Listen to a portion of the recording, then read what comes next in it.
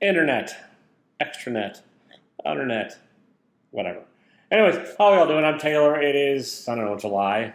What is it, 26th? Jesus Christ, it's July 26th already. Cranky comic book review show, worst to best. I guess. A couple books I did not get. Well, one, World Tree. I picked it up, but I also managed to find issues 2 and 3, which I've not read yet, so I'm going to do a recap-y thingy once I can dig out issue number 1 and go from there, and I'll talk about it and have its own little video thing, probably. If I don't get too lazy for any of that, that is.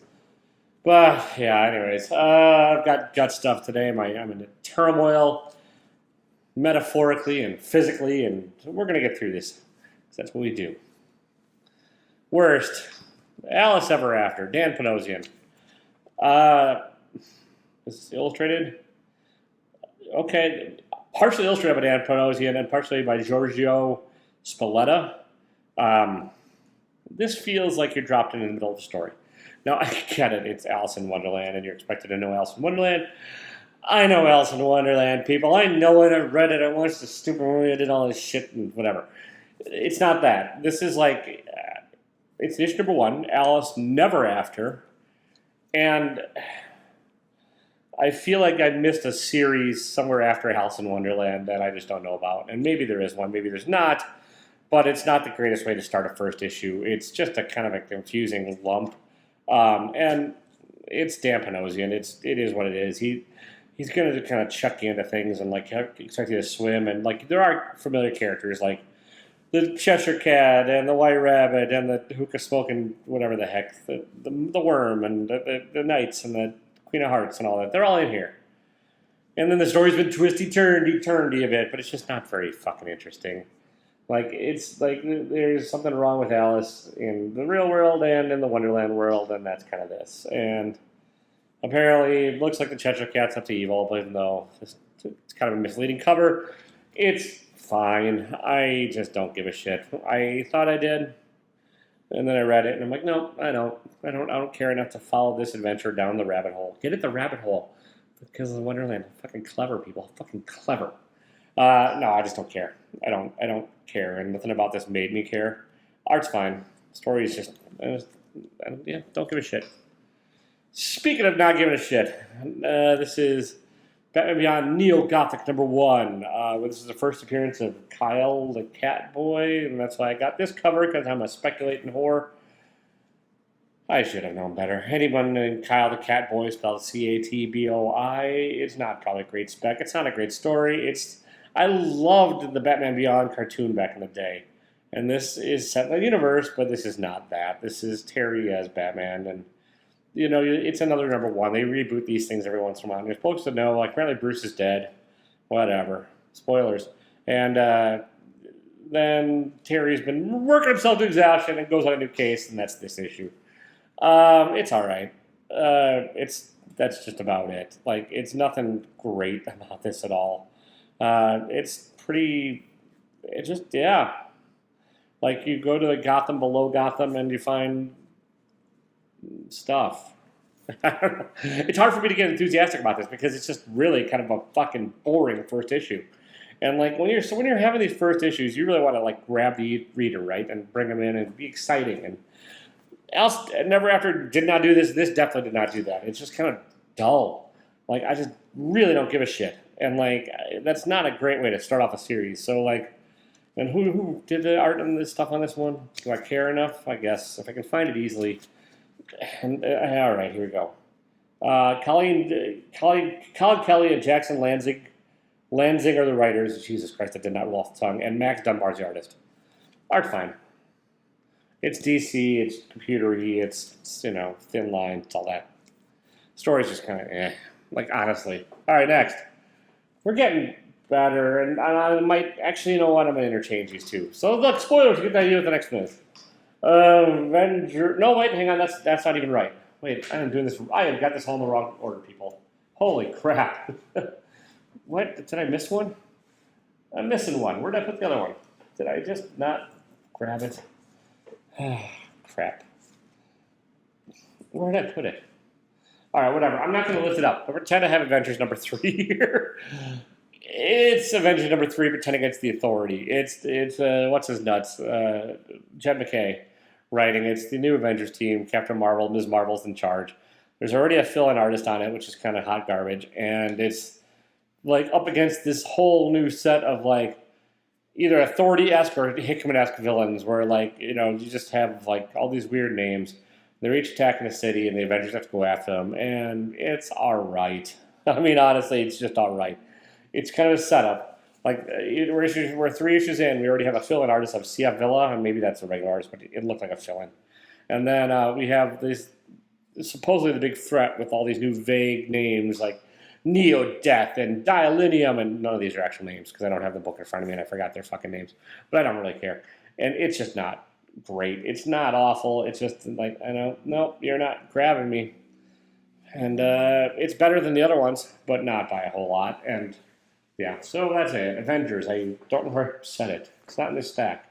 So that's I got confused because I'm old and addled, people, and it just happens to me. Anyways, next we have we're gonna do this one. Incredible Hulk issue number 2. This is What's His Nuts and What's His Nuts. Philip Kennedy Johnson and Nick Klein. So Philip Kennedy Johnson's writing. It's a horror-themed Hulk book. It's set in, I'm guessing, the South. It just feels like the South. And Nick Klein is doing Nick Klein, where every male character has a long-haired mullet. And they all kind of just look sad. Like that. And that's Bruce Banner. Here. Where's my finger? That their character there is Bruce Banner.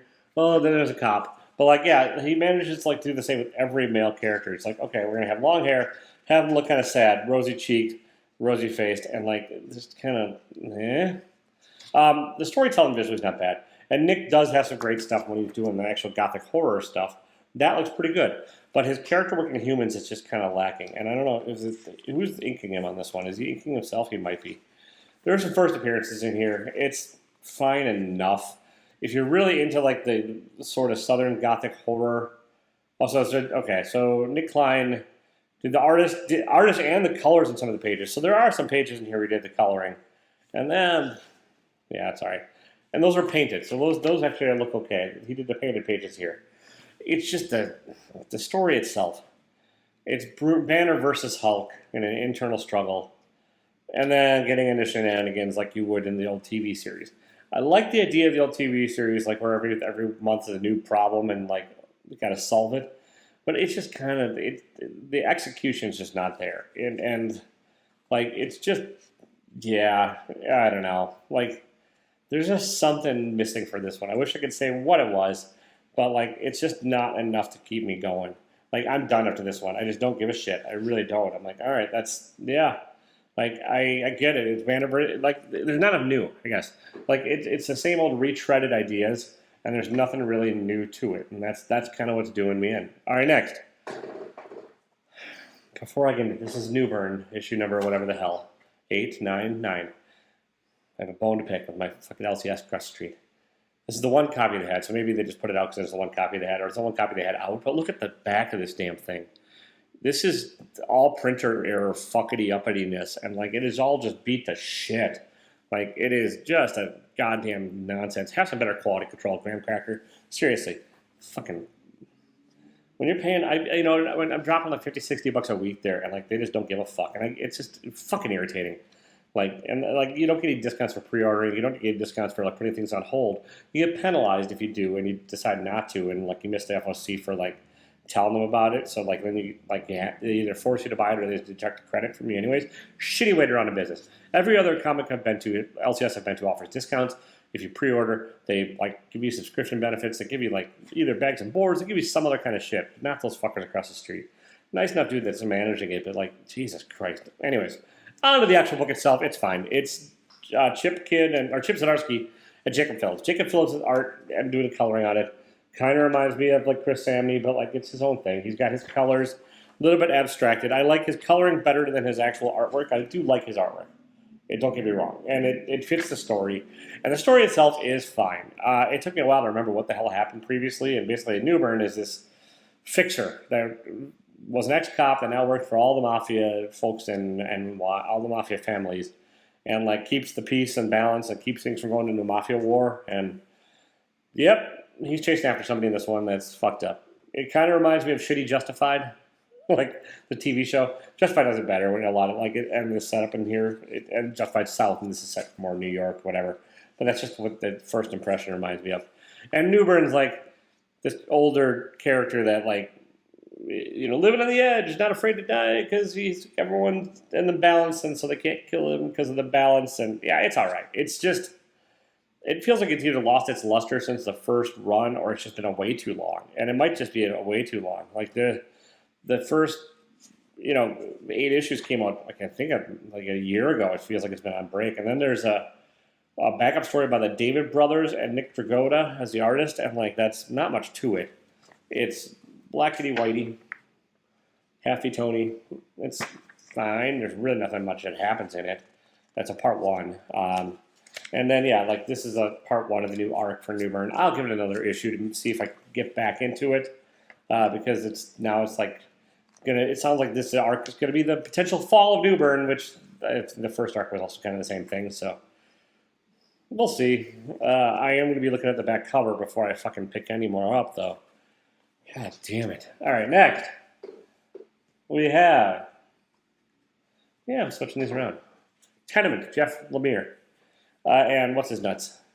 Andrea Sorrentino, Dave Stewart in the color. Gorgeous art. Dark, gritty, grim. Gothic. Yeah.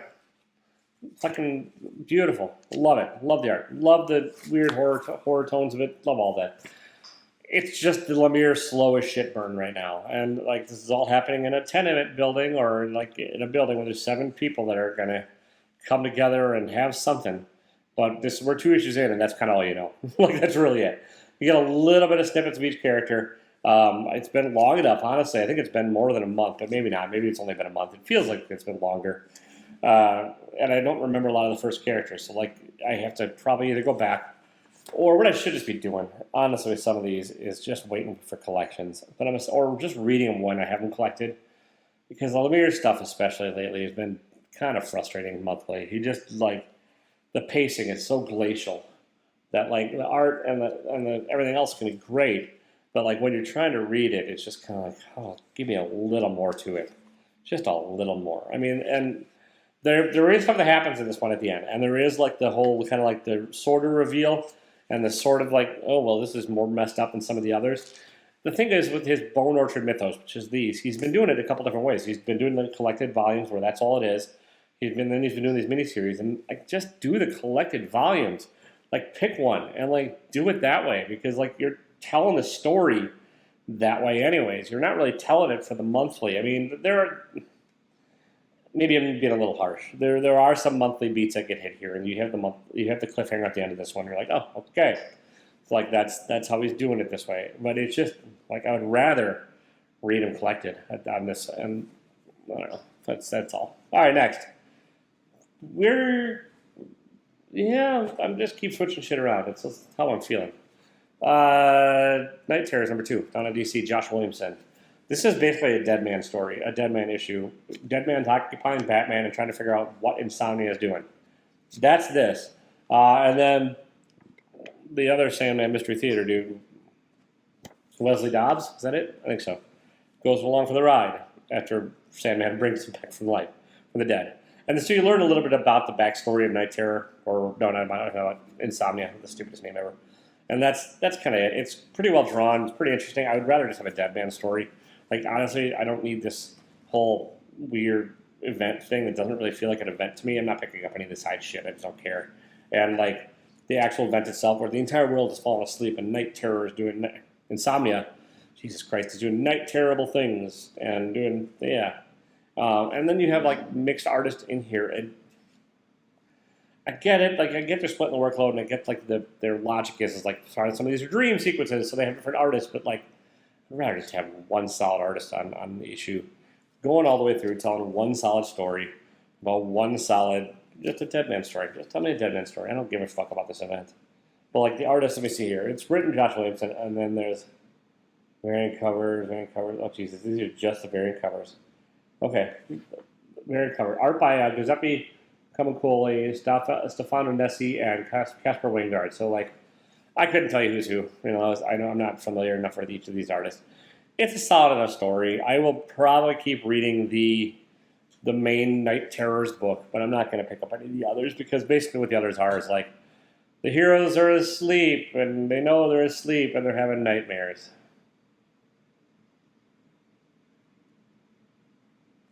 Whoop to goddamn to do. Anyways, all right, next. Yeah, all right, we got 3 left. We can get through this. Next, we have Ultimate Invasion number 2. I'm enjoying this. This is Hickman with the leader, or not the leader, the maker, which is the alternate universe, Ultimates universe. Reed Richards gone evil, trying to make everything in his image and whatever, and like just kind of being evil. And so you get issue number 2, which is Howard Stark and Stain in a different universe, and trying to like cope with that. And so you get like big bombastic battle scenes by Brian Hitch. You get like evil machinations by the maker, and then you have like the ultimate universe, maybe alternate other stuff in here with Howard Stain and Howard Stark, and Obadiah Stane. That's the one. And then yeah, big battle scenes, and then you're in the middle of the story, and great coloring by whoever the heck, Andre Curry, I believe, or Alex Sinclair, maybe Alex Sinclair in the color. And then it's a solid adventure. I like Hickman's writing, and this is Hickman at Andrew Curry's on the inking and Alex Sinclair is in the coloring. Sorry. And this is like the only chart you get in here. You get one chart, and it's just sort of like what's happening in this alternate world, 6160 or 6. Yeah, World Experiment 6160, and this is very early on, and this is like the state of all the heroes in this world. So, yeah, I don't know. It's not as chart heavy as some of Hickman's stuff. It's not as convoluted as some of Hickman's stuff. Not as like pseudoscience-y as some of Hickman's stuff. But it's just a fun adventure romp with the maker being evil and learning what's like going from there. So, if you liked his Ultimate stuff, or you like some of that kind of stuff that Hickman does, like his early X-Men run or whatever, you might like this one. Hitch's art is Hitch's art. Either you like it or you don't. And it gets a bit busy, and like, even with Andrew Curry on the inking, all the ink lines kind of tend to feel the same. Even with his color, like this is a messy cover. Like this cover's not great because everything is the same value and the same everything else. So you can either blame Hitch or Curry or the colorist on this one because nothing stands out. But it's a fun enough read. All right, next we have Red Room Crypto Killaz number 3, Ed Piskor. This is Ed Piskor just having fun in the world of like snuff films and porn, and there's a backup story with evil, creepy little kids. And he's just latchkey kids licensed to kill. Little backup story he did. But the main story is Quentin Turturro. Not to be confused with Quentin Tarantino, but it's Quentin Tarantino and the history of the stuff, and the history of the Red Room films. And so this is like, you learn sort of this world's backstory of these things, and then you just have a fun, evil, not a full issue, like half-issue story of Quentin Tarantino's stand-in, and like and how that interacts with the Red Room. It's a lot of fun. This whole Red Room thing is wrapping up, and I think what Ed Piskor is doing is smart. He's like just telling the story, and then when he's done, the story's done. He's not really stretching it out. This will be like, I think the next issue might be the last one, or maybe there's one more after that, but like that's it. And then we're on to like then he's doing daily strips, I think. And you can even sort of tell that's where his heart is sort of headed like lately, because these latchkey kids in the back would probably work pretty well as a daily strip. And this is just evil little shits in the woods and like a little one and done with humor and fun and stuff. And yeah, it's Ed P. If you like Ed Piskor stuff, if you like Crypto Killaz, you like over the top gross out stuff, you'll probably like this one. And if you like him making fun of Quentin Tarantino for pretty much the whole issue, you're really gonna like this. And then you get the weird, probably pretty well researched pseudo history of the Red Room. So hopefully pseudo. Maybe it's real. Maybe Ed P knows what we don't, and we're all just living in his world. I don't know. All right, and then last, my favorite book of the week, and it wasn't even close on this one, The Return of Firepower by Robert Kirkman and Chris Samney. This is a double-sided issue.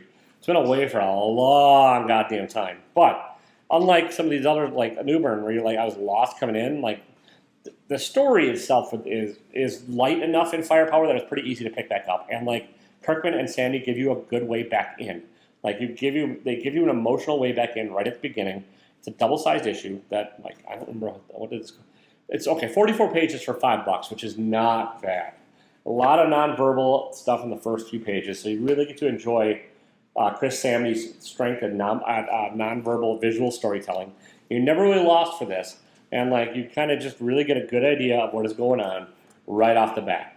Not a ton actually happens in this, even though it's double sized. But what it does do is it gets the reader caught back up. You get some of the evil bombastic stuff, and it's just a big world-ending kung fu battle where some people have the firepower that can do fireballs and fiery stuff, and most of the world doesn't, and then there's evil, snaky people. That's kind of it. It's not the most complex thing in the world.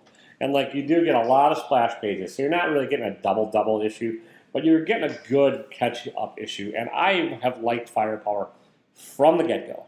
It's been a really solid, entertaining comic, and this issue is no different. It's a solid, entertaining comic. Now, I know some people will think that Chris Samney's art is just kind of plain and simple, but it is not. He gets all the details he needs, and what he does do is just tell an effective story. Like, he's got his line work, he's got his stuff here. If you're confused for a panel, you're filled in on the next pretty easily. And he's just really solid with action sequences and pacing and, like, plotting out the story from one panel to the next, and you're like, he's really good at that. And like this, Kirkman plays to his strengths, and this issue catches you up, like I said, and then at the end it gives you enough thing where you're like, oh, that's going to happen next, and like you're interested, and you're like, oh, I'm hooked again, I'm ready, let's go. So Firepower by a lot was my favorite book of the week, and like I said, I did not read World Tree. I will catch up on it. And then I'll do a separate thing. And then, yeah, it's some really shitty books, some okay books. Kind of an average week. But that's what I've got. I'm going to get out of here. Thank you so much for watching. Like, subscribe, tell your friends, tell your enemies. Whatever. I'll do a $1,000 giveaway as soon as I get the energy to put it all together. I know I've been saying that for a while. And it's still probably going to be a while because I get distracted by work and life and my health and everything else. And it'll get here when it gets here. But thank you for following. Thank you so much for watching. And if you are one of the regular watchers and regular commenters on my video, I really do appreciate it. It means a lot to me. I know I'm kind of come across as a snarky asshole sometimes because I'm a snarky asshole. But I'm trying not to be a dick even when I'm a snarky asshole. So you can be a snarky asshole. Just don't be a dick. See ya.